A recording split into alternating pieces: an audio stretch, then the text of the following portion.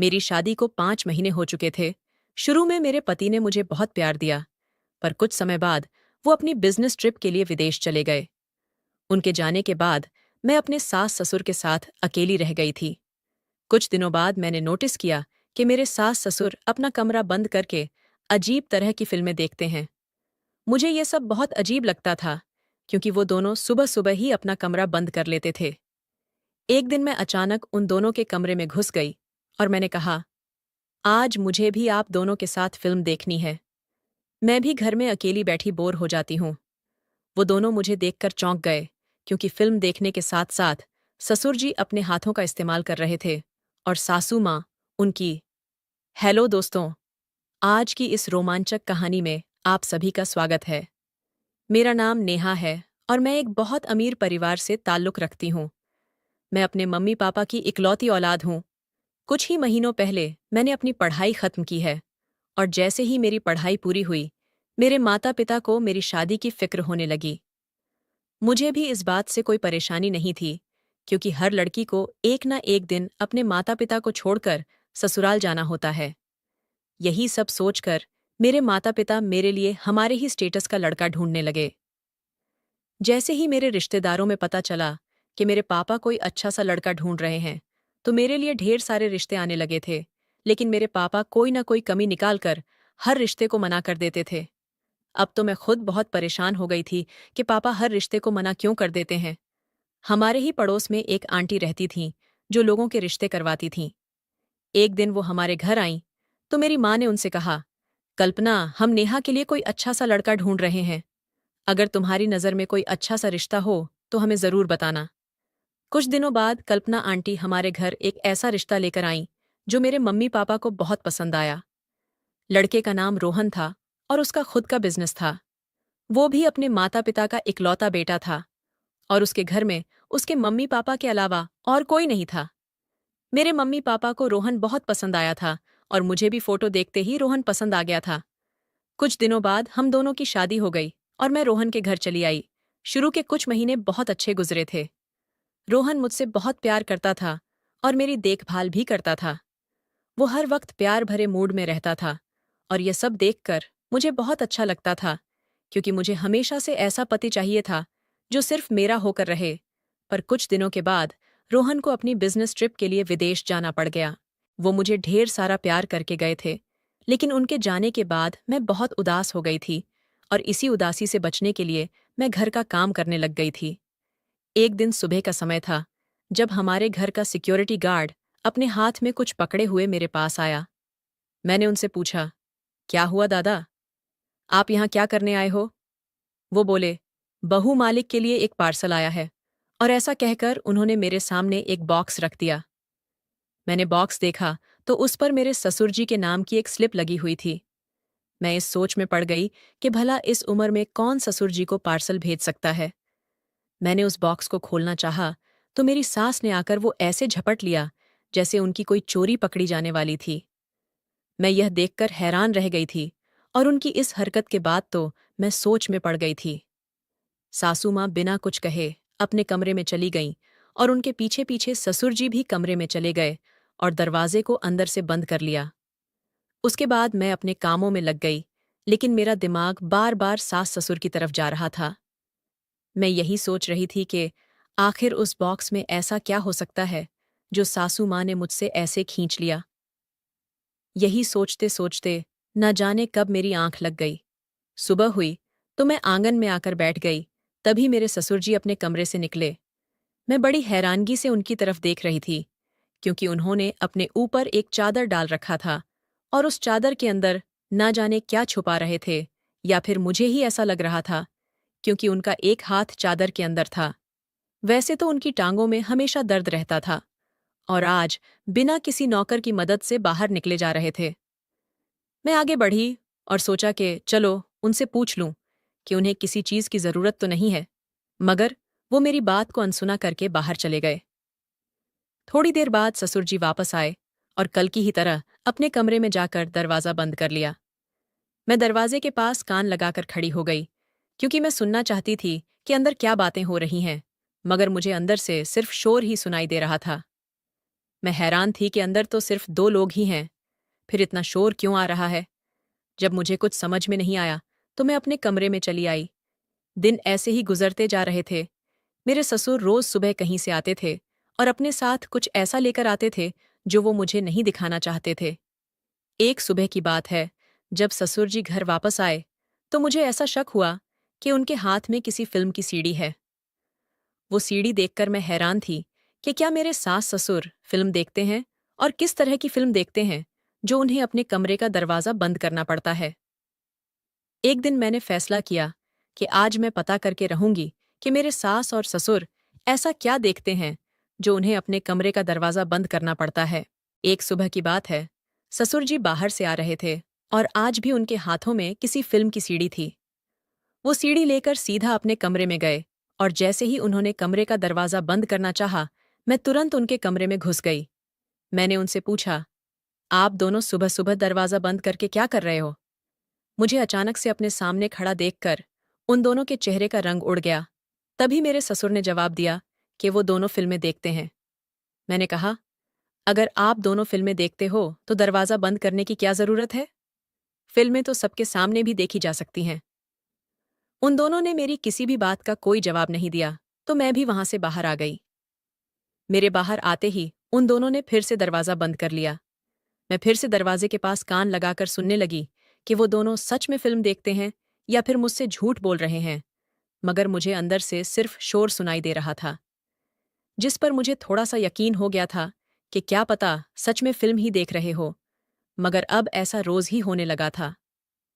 वो दोनों अंदर फिल्में देखते रहते थे और मैं बाहर अकेली बैठी रहती थी। शादी से पहले मैंने सुना था कि घर के बड़े बुजुर्ग घर की रौनक बढ़ाते हैं, पर यहां तो उल्टा ही था। मेरे सास ससुर तो सारा दिन कमरे में ही घुसे रहते हैं और मैं अकेली इतने बड़े घर में इधर उधर भटकती रहती हूँ। एक दिन मेरे दिमाग में एक आइडिया आया, क्योंकि मेरी बेचैनी को खत्म करने के लिए मेरे पास एक ही तरीका था और मैंने उसे अपनाने का सोचा। अगले दिन मैं सुबह जल्दी उठकर आंगन में बैठ गई। पर ये क्या, आज तो ससुर जी कहीं बाहर ही नहीं गए थे और ना ही कोई पार्सल हमारे घर आया था, और ऐसे ही 5 से 6 दिन और बीत गए। अब ना ही मेरे ससुर घर से बाहर जाते थे और ना ही कोई पार्सल आता था। एक दिन मैंने बातों ही बातों में उनसे पूछा, तो वो मुझसे कहने लगे कि तुम्हें तो पता ही है बेटा कि मेरी टांगों में कितना दर्द होता है, इसलिए मैं हर रोज घर से बाहर नहीं जा सकता। मैं उनकी बातों पर भरोसा नहीं कर पा रही थी, क्योंकि कुछ दिन पहले तक तो वो रोज ही सीढ़ी लेने जाते थे। यही बात जब मैंने उनसे कही तो उन्होंने चिल्लाना शुरू कर दिया। वो बोले, बहू, कोई मेरे काम में दखलंदाजी करे, ये मुझे बिल्कुल भी पसंद नहीं है। तुम अपनी हद में रहो, वरना तुम्हारे लिए अच्छा नहीं होगा। उन्होंने इस तरह से कभी मुझसे बात नहीं की थी, इसलिए मैं रोती हुई वहां से अपने कमरे में आ गई। अब मुझे उनसे थोड़ा थोड़ा डर भी लगने लग गया था, पर अब मेरा शक यकीन में बदलता जा रहा था कि जरूर कोई ना कोई ऐसी बात है जो ये दोनों मुझसे छुपा रहे हैं।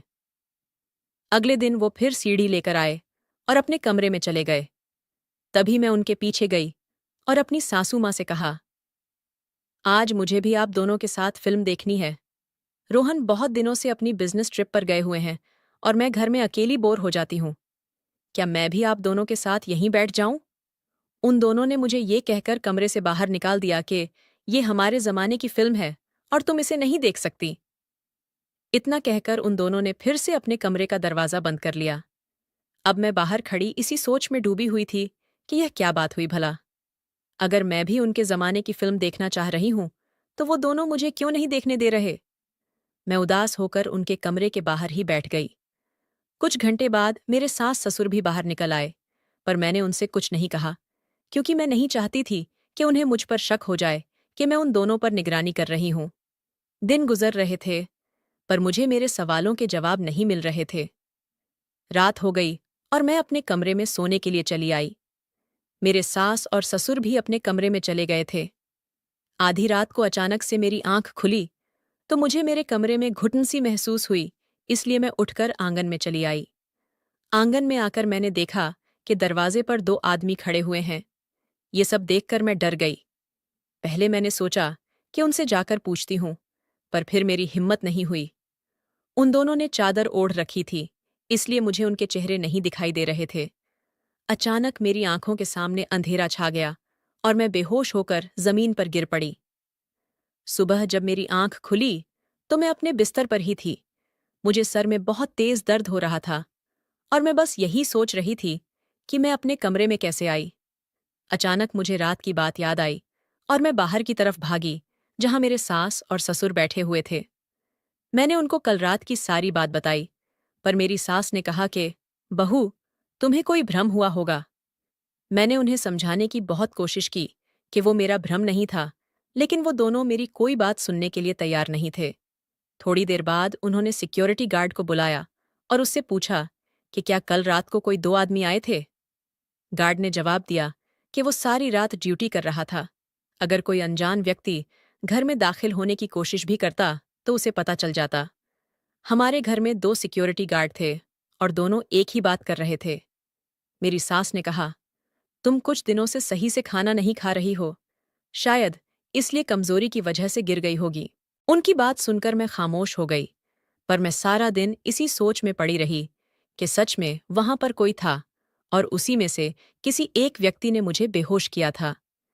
क्या सच था और क्या झूठ था, मेरी समझ में कुछ भी नहीं आ रहा था। मैं बहुत घबराई हुई थी। रात के 8 बज रहे थे और जब मैंने ससुर जी को घर से बाहर जाते देखा तो मैं हैरान रह गई।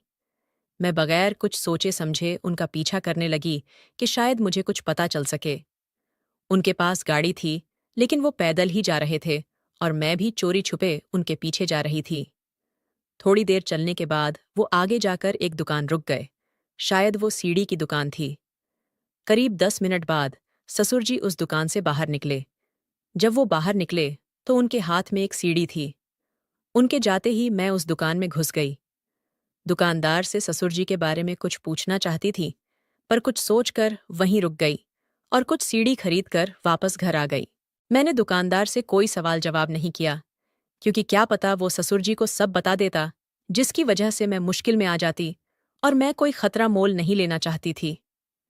घर आकर मैंने फिर से ससुर जी का कमरा बंद पाया। मैं अपने कमरे में आकर बैठ गई और यही सब सोचने लगी। तभी रोहन का फोन आ गया। उनकी आवाज सुनकर मैं हैरान भी हो गई थी और मुझे खुशी भी हो रही थी। वो परसों घर आ रहे थे, इसलिए मैं उनके स्वागत की तैयारियों में लग गई। फिर मैंने सोचा कि शायद मैं बहुत ज्यादा सोच रही हूं, और वैसे भी सास ससुर अपना कमरा बंद करके अंदर क्या करते हैं, इससे मुझे क्या लेना देना। तो बेहतर यही था कि मैं इस मामले से दूर रहूं। दिन भर का सारा काम खत्म करके मैं रात को अपने कमरे के बाहर बैठी हुई थी। तभी मेरे ससुर जी अपने कमरे से बाहर निकले। उन्होंने मुझे देखा नहीं था और वो फोन पर किसी से बात कर रहे थे और साथ में इधर उधर भी देख रहे थे। मैं चुपके से उनकी बातें सुनने लगी। ससुर जी की बातें सुनकर मुझ पर आसमान गिरने वाला था।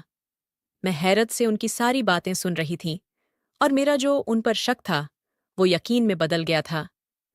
सारी बातें खत्म करके वो अंदर चले गए और मैं भी अपने कमरे में आ गई, मगर मेरे दिमाग में उनकी वही सारी बातें घूम रही थीं। अब मुझे पूरी सच्चाई पता करनी थी, मगर सारा सच जानने के लिए मुझे ये जानना जरूरी था कि सास और ससुर अपने कमरे में क्या करते हैं। अगर वो सच में फिल्म देखते हैं तो उस फिल्म में ऐसा क्या है जो मुझे देखने से मना करते हैं। अब बस कल का इंतजार था, क्योंकि कल मैं उन दोनों के इस राज्य से पर्दा उठाने वाली थी। आखिर इंतजार खत्म हुआ और कल का दिन भी आ गया। ससुर जी सीढ़ी लाने चले गए और सासू माँ अपने बाकी कामों में लग गई। तभी मैं उन दोनों के कमरे में जाकर छिप गई। मुझे पता था कि कुछ ही देर में ससुर जी सीढ़ी लेकर वापस आ जाएंगे। आज मुझे पता लगने वाला था कि मेरे साथ ससुर ऐसा क्या देखते हैं जो वो मुझसे छुपाते हैं। मेरे पति को भी वापस आने में थोड़ा सा ही वक्त था, लेकिन उससे पहले मुझे इस रात से पर्दा हटाना था। कुछ देर बाद मेरे सास और ससुर कमरे में आ गई। उन दोनों ने उस सीडी को प्ले किया और फिल्म देखना शुरू कर दिया।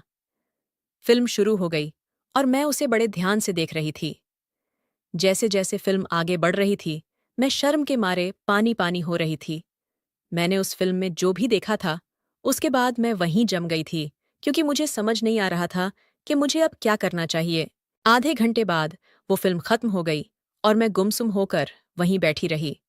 मुझे अंदाजा भी नहीं था कि अगर मेरे सास ससुर को मेरे वहां होने का पता लग गया तो मेरे साथ क्या करेंगे। मैं अब अपने आगे के प्लान का इंतजार करने लगी। करीब 10 मिनट बाद दरवाजे पर दस्तक हुई। मेरी सास ने जैसे ही दरवाजा खोला तो वो दंग रह गईं, क्योंकि बाहर पुलिस वाले खड़े हुए थे और मैं भी उसी वक्त उनके कमरे से निकलकर बाहर की ओर भागने लगी। मुझे उनके कमरे से बाहर आता देख सास ससुर दोनों चौंक गए थे। मैंने उनसे कहा कि क्या आप दोनों खुद अपनी कहानी बताएंगे या मैं बताऊं? तब तक रोहन भी आ चुके थे।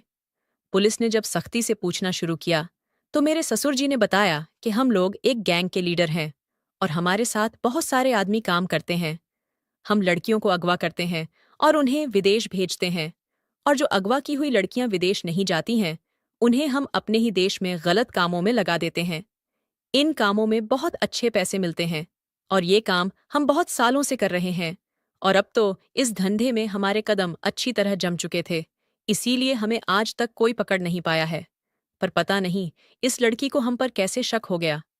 मैं तो इस लड़की को पहले दिन ही मार देना चाहता था, पर पता नहीं क्यों मेरी पत्नी को इस पर तरस आ गया। मैं इसको रास्ते से हटाने वाला ही था कि तब तक इसने हमारे बारे में सब पता कर लिया। मेरे पति को भी इस बारे में कुछ नहीं पता था। उन्हें नहीं पता था कि उनके माँ बाप इतने सालों से किस तरह की जिंदगी गुजार रहे थे। मेरे पति को ये सब देखकर काफी शर्मिंदगी महसूस हुई। मेरे सास और ससुर को पुलिस पकड़कर ले गई और उनके जरिए बाकी सब लोगों को भी गिरफ्तार कर लिया गया। मैंने और रोहन ने भी वो घर छोड़ दिया। सास और ससुर की सारी काली कमाई का पैसा हम दोनों ने गरीब बच्चों में बांट दिया। कमेंट करके जरूर बताइएगा कि आपको ये कहानी कैसी लगी। अगर आपको ये कहानी पसंद आई हो तो इसे लाइक करें और अपने दोस्तों के साथ भी शेयर करें। आगे भी ऐसी रोमांचक कहानियों के लिए हमारे चैनल को सब्सक्राइब करें और बेल आइकन दबाना ना भूलें।